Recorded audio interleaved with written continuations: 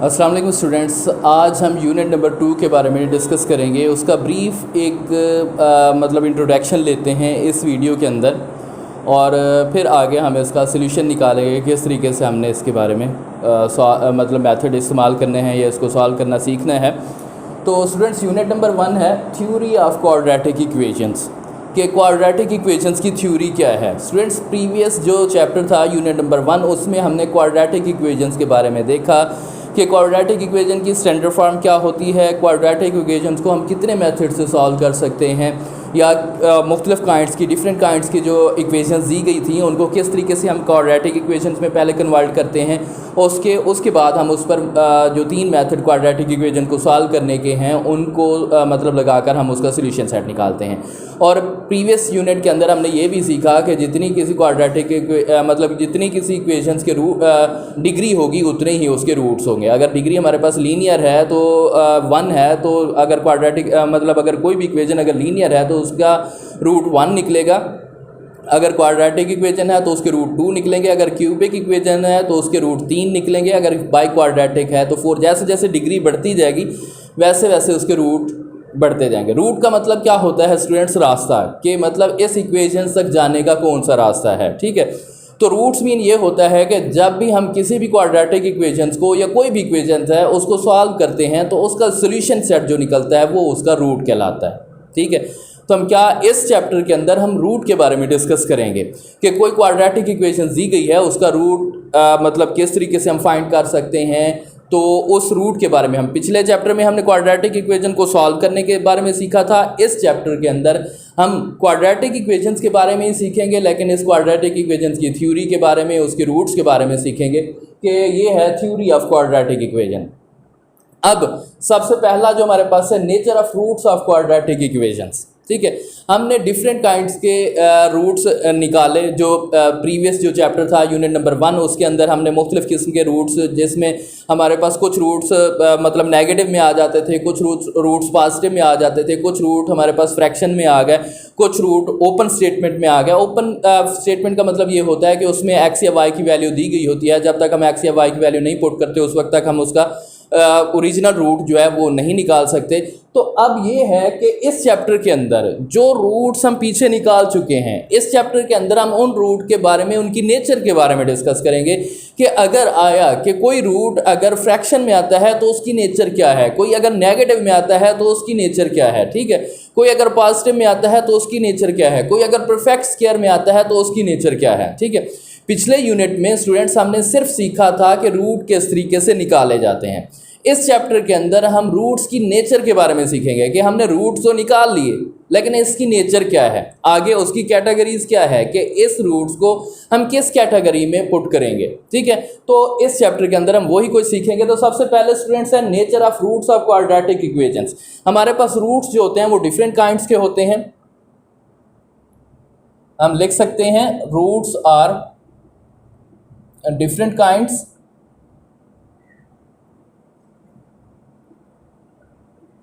ठीक है, there are roots are different kinds. इसमें कुछ रूट्स जो है वो फ्रैक्शन की सूरत में भी आ सकते हैं और कुछ रूट्स जो है वो पॉजिटिव आ जाते हैं। और उसके बाद हम कुछ रूट्स के बारे में हम कह सकते हैं कि वो नेगेटिव हो सकते हैं। कुछ रूट्स जो हैं वो हमारे पास परफेक्ट स्क्वायर हो सकते हैं और कुछ रूट्स जो है नॉट परफेक्ट स्क्वायर हो सकते हैं।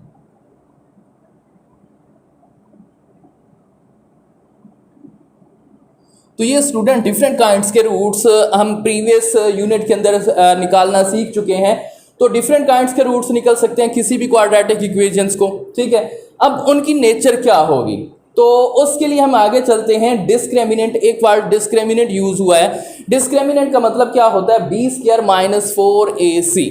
ठीक है, of the quadratic equation a x square plus b x plus c equal to 0। जब भी हम किसी भी क्वाड्रेटिक इक्वेशन का डिस्क्रिमिनेंट निकालते हैं तो क्वाड्रेटिक इक्वेशन कौन सी होती है? स्टैंडर्ड फॉर्म हमारे पास a x square plus b x plus c equal to 0। तो उसके लिए हम फार्मूला कौन सा इस्तेमाल करते हैं? Minus b plus minus b square minus 4ac under root over 2a। हम क्वाड्रेटिक इक्वेशंस को सॉल्व करने के लिए क्वाड्रेटिक फार्मूला इस्तेमाल करके, मतलब जिस तरह की भी क्वाड्रेटिक इक्वेशन हमें दी गई है, अगर उसकी फैक्टराइजेशन नहीं होती तो हम उसको क्वाड्रेटिक फार्मूला के जरिए ही सॉल्व कर सकते हैं। ठीक है स्टूडेंट, अब यहाँ पर देखें हमारे पास क्वाड्रेटिक फार्मूला जो है x equal to minus b plus minus b square minus 4e over 2a। तो इसके टू वे हो सकते हैं। x इक्वल टू हो गया माइनस बी प्लस हमारे पास हो गया minus b square minus 4ac under root और ओवर हमारे पास हो गया 2a। और दूसरा वे हमारे पास इसका हो सकता है x इक्वल टू हो गया माइनस बी और minus b square minus 4ac under root over 2a। मतलब हम क्वाड्रेटिक इक्वेशंस के रूट्स को दो तरह से निकालते हैं। जो हमारे पास क्वाड्रेटिक फार्मूला है उसमें हमें लिखा हुआ है x equal to minus b plus minus b square minus 4ac under root over 2a। तो उसके टू वे बनते हैं, एक तरह हम इसको प्लस से सॉल्व कर सकते हैं और दूसरे तरीके से हम इसको माइनस से भी सॉल्व कर सकते हैं। मतलब किसी भी क्वाड्रेटिक इक्वेशंस के दो हमारे पास रूट्स निकलते हैं। वो मैं आपको पहले ही शुरू में बता चुका हूँ कि जितनी डिग्री होगी उतने ही उसके रूट्स होंगे। अब क्या है कि हमारे पास the nature of roots depend upon the value of expression b square minus 4ac। जो वैल्यू की नेचर है, जो रूट्स की नेचर है, वो डिपेंड करती है स्क्वायर रूट के अंदर जो हमारे पास रेडिकेंड है इनके ऊपर। जो रेडिकल के साइन के अंदर जो वैल्यूज होती हैं उनको हम रेडिकेंड कहते हैं। तो इन रेडिकेंड के ऊपर डिपेंड करती है कि रेडिकेंड के अंदर कितना जवाब आता है और वो किस तरीके से रूट्स निकालता है। क्या वो परफेक्ट स्क्वायर आता है तो वो तो रूट्स उसकी ऑटोमेटिकली हमारे पास उसकी स्क्वायर रूट उसकी ऑटोमेटिकली निकल जाएगी। अगर परफेक्ट स्क्वायर नहीं आता तो स्क्वायर रूट नहीं निकलता। तो ये डिपेंड करता है बी स्क्वायर माइनस 4ac। और इसको हम क्या कहते हैं? इसको हम स्टूडेंट्स कहते हैं डिस्क्रिमिनेंट। कि ये वैल्यू हमारे पास होगी डिस्क्रिमिनेंट, कि हमारे पास the nature of the roots depend on the value of expression b square minus 4ac। जितना भी हम चैप्टर पढ़ रहे हैं कि हम अगर रूट्स की नेचर के बारे में देखते हैं वो सारा कुछ डिपेंड करता है बी स्क्वायर माइनस 4ac। और b square minus 4ac is called a discriminant. ठीक है, अब इसके बारे में हम एक छोटी सी एग्जाम्पल ले लेते हैं कि डिस्क्रिमिनेंट हम कैसे निकालते हैं। एग्जाम्पल हम ले लेते हैं कि अगर मैं 7x स्क्वायर माइनस 3x और प्लस 4 इक्वल टू 0 लिखूं तो स्टूडेंट सबसे पहले तो जैसे क्वाड्रेटिक फार्मूला अगर सॉल्व किया जाता है, जिस तरीके से हम क्वाड्रेटिक फार्मूला लगाते हैं उस तरीके से हम इसके जो कोफिशिएंट हैं उनको मतलब अलहदा करेंगे। जैसे हमारे पास एक्स स्क्वायर के साथ कोफिशिएंट होगा उसको a कंसीडर करते हैं, a इक्वल टू 7। और जो x के साथ होगा वो b कंसीडर होगा, b इक्वल टू -3। और जो x जो कांस्टेंट होगा वो c इक्वल टू 4 होगा। अब स्टूडेंट अगर हम इसका डिस्क्रिमिनेंट निकालें तो मैं लिखता हूं कुछ इस तरीके से, डिस्क्रिमिनेंट इक्वल टू होता है b square minus 4ac। Students मैं निकालता हूं b स्क्वायर की जगह मैं इसकी वैल्यू पुट करता हूं, मतलब -3 का स्क्वायर माइनस 4, a की वैल्यू स्टूडेंट 7 और c की वैल्यू हमारे पास होगी 4। तो ये स्टूडेंट्स हमारे पास आ गया कुछ इस तरीके से, 3 3 9 और माइनस 4 7 28। और 28 को अगर मैं 4 से मल्टीप्लाई करूं, 4 8 32, 2 3 कैरी हुआ, 112 हो जाते हैं स्टूडेंट्स। ये हो गया 112। तो इक्वल टू -103 ये हमारे पास इसका डिस्क्रिमिनेंट निकला। तो ये तो स्टूडेंट्स हमारे पास कोई भी अगर क्वाड्रेटिक इक्वेशन दी गई है तो ये इसके नेचर बताने के लिए हमने सिर्फ उसका डिस्क्रिमिनेंट निकालना है। वैसे हम अगर उसका रूट्स निकालें तो हम क्वाड्रेटिक फार्मूला लगा सकते हैं, लेकिन उस रूट्स की नेचर बताने के लिए हम सिर्फ और सिर्फ क्या करेंगे, हम डिस्क्रिमिनेंट निकालते हैं कि डिस्क्रिमिनेंट से अगर जो यहाँ पर जवाब आएगा वो ये डिपेंड करता है, ये बताता है कि रूट्स की नेचर क्या है। रूट्स की नेचर क्या है मतलब अगर नेगेटिव में आ गया है, फ्रैक्शन में आ गया है, मैंने आपको पहले बताया था कि फ्रैक्शन में आता है, पॉजिटिव में हो सकता है, नेगेटिव में हो सकता है, परफेक्ट स्क्वायर भी हो सकता है, नॉट परफेक्ट स्क्वायर भी हो सकता है, कोई भी वैल्यू हो सकती है। वो सारा कुछ हम इस डिस्क्रिमिनेंट की वजह से ही मतलब पता करेंगे कि डिस्क्रिमिनेंट में जो जवाब आएगा वो ही उस रूट्स की नेचर होगी।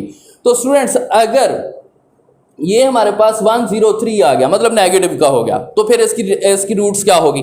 अगर हमारे पास डिस्क्रिमिनेंट मतलब हम ये कहते हैं कि यहाँ पर हम nature of roots of quadratic equations through discriminant.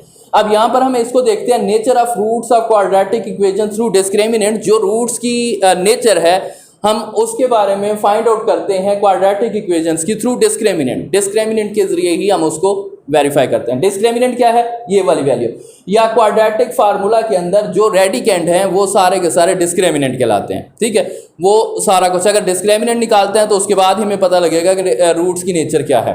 तो स्टूडेंट्स यहाँ पर देखते हैं the roots of quadratic equation a x square plus b x plus c equal to 0 where a is not equal to 0। अगर a 0 के equal हो जाएगा तो हमारे पास क्वाड्रेटिक इक्वेशंस नहीं बनेगी, क्योंकि जब a 0 के इक्वल हो जाएगा तो इसकी जगह हम 0 पुट करेंगे तो एक्स स्क्वायर तो ऑटोमेटिकली क्या हो जाएगा, खत्म हो जाएगा, एलिमिनेट हो जाएगा। अगर एक्स स्क्वायर एलिमिनेट होता है तो x की वैल्यू बचती है तो वो लीनियर होगी, क्वाड्रेटिक नहीं होगी।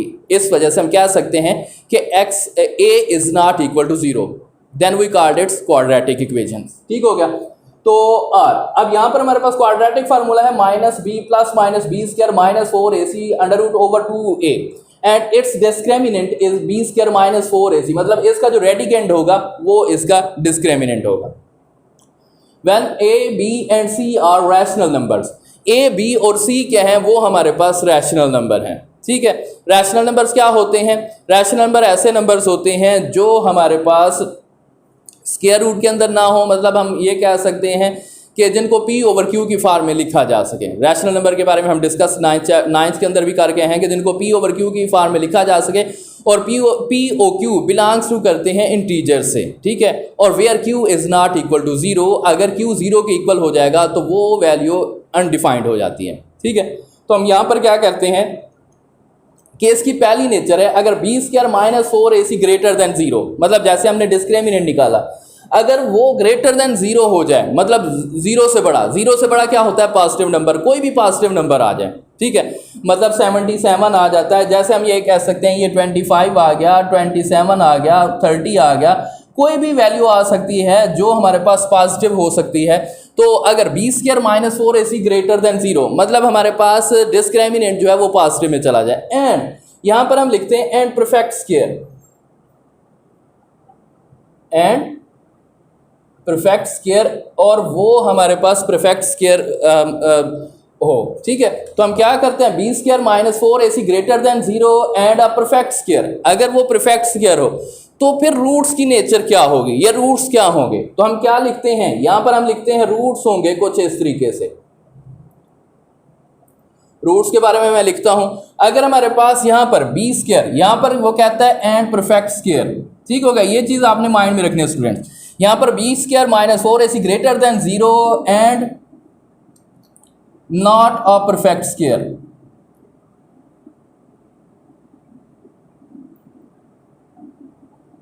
Not a perfect square, then roots क्या होंगे, तो फिर हम रूट्स देखते हैं, फिर रूट्स क्या होंगे।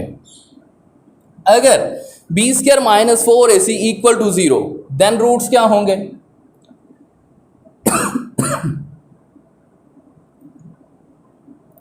और अगर b square minus 4ac negative में आ जाए, मतलब अगर लेस देन 0, मतलब हम ये कह सकते हैं नेगेटिव में आ जाए, देन रूट्स क्या होंगे, हम उसके बारे में देखते हैं। देन रूट्स क्या होंगे। अब स्टूडेंट्स अगर हमारे पास बी स्क्वायर, ये डिस्क्रिमिनेंट जो है वो b square minus 4ac greater than 0 and a perfect square. Perfect square students क्या होते हैं, हम यहां पर अगर मैं परफेक्ट स्क्वायर के बारे में लिखूं कि हो जाए perfect square, perfect square students 1 हो सकता है, 4 हो सकता है, 9 हो सकता है, 16 हो सकता है, 25 हो सकता है, 36 हो सकता है, ये हमारे पास परफेक्ट स्क्वायर हैं। जैसे हमने यहाँ पर स्टूडेंट्स डिस्क्रिमिनेंट निकाला, अगर यहाँ पर परफेक्ट स्क्वायर आ जाता, कोई भी इनमें से वैल्यू आ जाती, तो रूट्स क्या होती हमारे पास, रूट्स आ जाती रैशनल,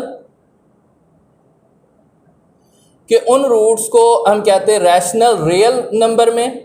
ठीक है, एंड अनइक्वल, एंड अनइक्वल के क्वाड्रेटिक इक्वेशंस के दो रूट्स आते हैं, दो रूट्स जो हैं वो रैशनल होंगे, मतलब उसके ऊपर हमारे पास स्क्वायर रूट का साइन नहीं होगा, रेडिकल का साइन नहीं होगा, तो रेडिकल का साइन ऑटोमेटिकली खत्म हो जाएगा जब परफेक्ट स्क्वायर आ जाएगा। मतलब 36 है तो इसका जो स्क्वायर रूट आएगा वो प्लस माइनस 6 होगा, उसको हम दो तरह से सॉल्व करेंगे और दोनों रूट्स जो हैं वो अनइक्वल आएंगे। क्या आएंगे, अनइक्वल, मतलब इक्वल नहीं हो सकते। मतलब एक अगर 5 है दूसरा हो सकता है 7 निकले, एक अगर 6 है तो दूसरा हो सकता है 8 निकले।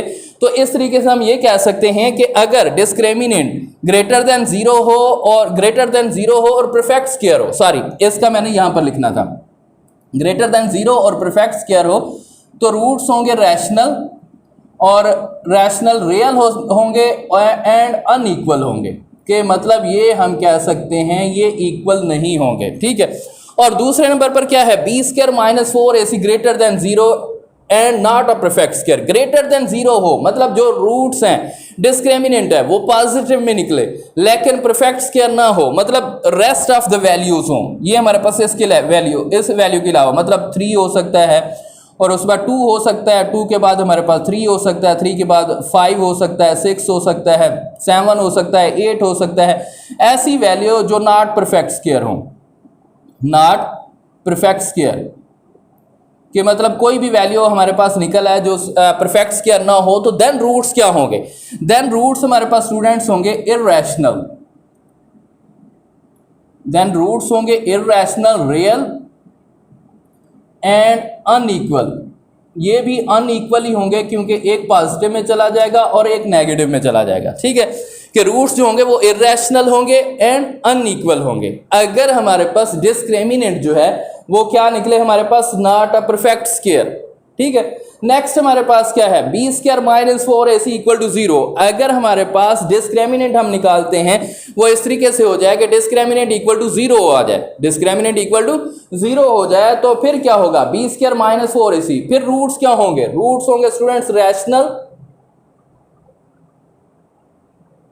मतलब रियल में, और यहां पर आकर स्टूडेंट्स ये हो जाएंगे इक्वल।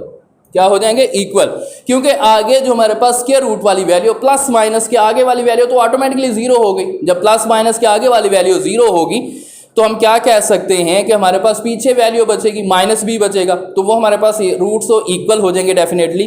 तो हम ये कह सकते हैं कि जब हमारे पास इसका कि b square minus 4ac equal to 0 तो रूट्स क्या होंगे, रैशनल, रियल एंड इक्वल। अब लास्ट वन है कि अगर b square minus 4ac great हमारे पास इसका लेस देन 0, अगर लेस देन 0 आ गया मतलब नेगेटिव में आ जाएगा, जैसे हमारे पास यहां पर इसने डिस्क्रिमिनेंट नेगेटिव में आया तो फिर रूट्स क्या होंगे स्टूडेंट्स, रूट्स होंगे हमारे पास इमेजिनरी, इमेजिनरी कंप्लेक्स में आ सकते हैं। ये हमारे पास इसके रूट्स हैं कि हमारे पास रूट्स जो होंगे इमेजिनरी होंगे, कम्प्लेक्स में होंगे। ये बेटा हमारे पास students are nature of roots through हमारे पास nature of the roots of quadratic equation through discriminant, कि डिस्क्रिमिनेंट के जरिए हमने ये बताना है कि सोल्यूशन करने से पहले हमने क्वाड्रेटिक फार्मूला नहीं लगाया, सोल्यूशन भी नहीं किया, हम पहले इसके बारे में बता सकते हैं कि इसकी नेचर क्या होगी, क्या ये परफेक्ट स्क्वायर होगा, कि ये हमारे पास रैशनल होगा या हमारे पास इररेशनल होगा या फिर हमारे पास इमेजिनरी होगा, इसके बारे में बता सकते हैं। तो स्टूडेंट्स इन मेथड के बारे में हमने टोटल हमारे पास 4 काइंड्स की रूट्स के बारे में देखा कि अगर डिस्क्रिमिनेंट ग्रेटर देन 0 होता है और परफेक्ट स्क्वायर होता है तो then the roots are rational, real and unequal. And the other one is if the discriminant b square minus 4ac is greater than 0, also a positive number but not a perfect square, then the roots are irrational and unequal. And the third one is if the b square discriminant b square minus 4ac equal to 0, then the roots are rational and equal. And the fourth one is if the discriminant of b square minus 4ac less than 0, it's mean the value discriminant is in negative form, then the roots are imaginary and in complex number. This is the nature of the roots without solving the quadratic equations, कि अगर हम quadratic equations को without solve किए बगैर उसकी roots के बारे में बताएंगे तो हम इस जो हमारे पास 4 मेथड दिए गए हैं इनको फॉलो करेंगे। स्टूडेंट्स इसमें सिर्फ ये है कि अगर परफेक्ट स्क्वायर होगा, रैशनल होगा, अनइक्वल वैसे आ रहा है, नॉट परफेक्ट स्क्वायर होगा, इररेशनल होगा, अनइक्वल वैसे आ रहा है, ठीक है। और जीरो होगा तो रैशनल भी होगा और इक्वल भी होगा, और नेगेटिव आ जाए तो इमेजिनरी होगा। तो ये स्टूडेंट्स हमारे पास थ्योरी ऑफ क्वाड्रेटिक इक्वेशंस के बारे में ब्रीफ नोट था। तो अगली वीडियो के अंदर हम इस एक्सरसाइज नंबर 2.1 के बारे में डिस्कस करेंगे, जहां पर हमारे पास हम इसके डिस्क्रिमिनेंट के बारे में भी डिस्कस करेंगे, रूट्स ऑफ नेचर के बारे में भी डिस्कस करेंगे, और उसकी आगे जितने भी क्वेश्चंस हैं उनके बारे में डिस्कस करेंगे। तो इस चैप्टर को भी हम अच्छी तरीके से सीखेंगे जिस तरीके से हमने यूनिट नंबर 1 को सीखा। तो ठीक है स्टूडेंट्स, इस ब्रीफ नोट के बारे में अगर आपको किसी किस्म का कोई प्रॉब्लम फेस हो रहा है, या हमारे पास ये जो हमारे पास हमने डिस्क्रिमिनेंट की नेचर्स के बारे में डिस्कस किया है, इसके बारे में कोई प्रॉब्लम फेस हो रहा है, तो आप मुझे बजरिया मेल टच कर सकते हैं। मैं इंशाल्लाह आपको सेटिस्फाइड करूंगा। ज़िंदगी बाकी रही तो नेक्स्ट वीडियो के अंदर हम एक्सरसाइज नंबर 2.1 के बारे में डिस्कस करेंगे। ओके स्टूडेंट्स, अल्लाह हाफिज़।